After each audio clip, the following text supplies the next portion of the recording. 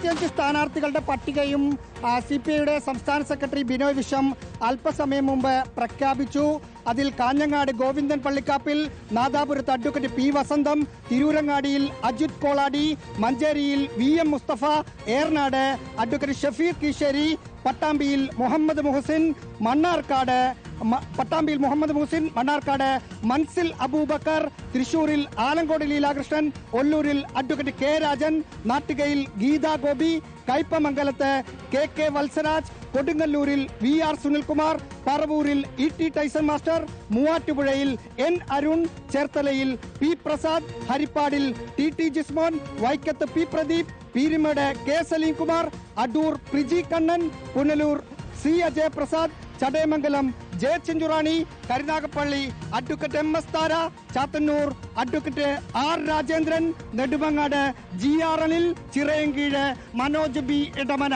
നേരത്തെ CPIഎമ്മിന്റെ സംസ്ഥാന കൗൺസിലും സെക്രട്ടേറിയറ്റും എക്സിക്യൂട്ടീവും അംഗീകരിച്ച പട്ടിക അതേപടി അംഗീകരിച്ചിരിക്കുന്നു. അതിൽ ഒരു തരത്തിലുള്ള മാറ്റവുമില്ല. നമ്മൾ നേരത്തെ റിപ്പോർട്ട് ചെയ്യുന്നതനുസരിച്ച് തന്നെ അതിൽ ഒരു തരത്തിലുള്ള മാറ്റവുമില്ല. 16 പുതുമുഖങ്ങൾ, 9 പേരെ മാറ്റി നിർത്തി, 6 പേർ 3 ടേം കഴിഞ്ഞവർ, ഒരാൾ CK ആശ വൈക്കത്തുനിന്ന് 2 ടേം കഴിഞ്ഞത്, P ബാലചന്ദ്രൻ തൃശൂരും CC മുകുന്ദൻ നാട്ടികയിലും ഒരേ ടേം കഴിഞ്ഞെങ്കിലും അവർക്ക് വീണ്ടും മത്സരിക്കാൻ അവസരം കൊടുത്തില്ല. 2 ടേം കഴിഞ്ഞ 4 പേർക്ക് ഇളവ് നൽകി. K രാജനുണ്ട്, മുഹമ്മദ് മൂസിനുണ്ട്, ടൈസൺ മാസ്റ്ററുണ്ട്, ഒപ്പം VR സുനിൽകുമാറുണ്ട്. ടൈസൺ മാസ്റ്ററിനെ കയ്പമംഗലത്ത് നിന്ന് മാറ്റിയിട്ട് അവിടെ ഇവരുടെ സംസ്ഥാന സെക്രട്ടേറിയറ്റിലുള്ള KK വത്സരാജിനെ മത്സരിപ്പിക്കുന്നു. ഒപ്പം ടൈസൺ മാസ്റ്ററെ പറവൂരിലേക്ക് പ്രതിപക്ഷ നേതാവിന് ഒത്ത എതിരാളി എന്ന നിലയിൽ അവർ മാറ്റുകയാണ്. 2 യുവമുഖങ്ങൾ N അരുൺ മൂവാറ്റുപുഴയിൽ മത്സരിക്കും. AYFന്റെ കഴിഞ്ഞ മാസം വരെ സംസ്ഥാന പ്രസിഡന്റായിരുന്നു, പിന്നീട് മാറിയതാണ്. സംസ്ഥാന സെക്രട്ടറി TT ജിസ്മോൻ മത്സരിക്കുന്നു. അങ്ങനെ ഷഫീർ കീശേരി AYFന്റെ മലപ്പുറം ജില്ലാ സെക്രട്ടറിയാണ്. യുവമുഖങ്ങൾ പ്രിജി കണ്ണൻ അടൂരിൽ മത്സരിക്കുന്നു. ആ തരത്തിൽ യുവമുഖങ്ങൾ, 2 വനിതകൾ അടക്കമുള്ള സമ്പൂർണമായ ഒരു പട്ടിക CPI പുറപ്പെടുവിച്ചിരിക്കുന്നു. പല തരത്തിലുള്ള ചർച്ചകൾക്ക് ശേഷമാണ് ഈ തരത്തിലൊരു പട്ടിക.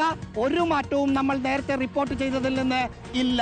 സ്മൃതി, അപ്പോൾ നമ്മൾ അങ്ങ് ഒന്നിച്ചിറങ്ങുമല്ലേ എന്ന് പറഞ്ഞ് CPIഎമ്മിന്റെ കാർഡുകൾ വന്നു തുടങ്ങി കേട്ടോ, സ്റ്റാറ്റസുകൾ വന്നു തുടങ്ങിയിട്ടുണ്ട്. ഇനിയിപ്പോ വളരെ പെട്ടെന്ന് തന്നെ ഇറങ്ങണം, ആലോചിച്ച് നിൽക്കാനൊന്നും സമയമില്ല. നെട്ടോട്ടം ഓടുന്ന ഇടങ്ങളിലെല്ലാം ഒറ്റ കുതിപ്പിൽ പ്രചാരണത്തിനായി കളത്തിൽ നിറഞ്ഞവരുണ്ട്. പക്ഷേ കൂടുതൽ ശക്തമാക്കണം, ഇറങ്ങാത്തവരൊക്കെ വേഗം ഇറങ്ങണം. നമ്മളിപ്പോൾ പ്രതീക്ഷിക്കുന്ന മുഖ്യമന്ത്രിയുടെ ഒരു പ്രതികരണമാണ്.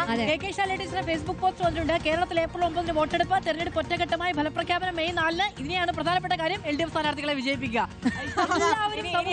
ഇറങ്ങിക്കഴിഞ്ഞു. അതെ, വാർത്താ സമ്മേളനം ഒന്ന് കഴിയാൻ കാത്തിരിക്കുകയാണ്. MV ഗോവിന്ദന്റെ വാർത്താ സമ്മേളനം. അതാണ് ചട്ടപ്പടി പ്രകാരമാണല്ലോ കാര്യങ്ങൾ. അത് കഴിഞ്ഞാൽ തെരുവിലേക്ക് വലിയ പ്രകടനങ്ങൾ കാണാം, ശക്തി പ്രകടനം കാണാം.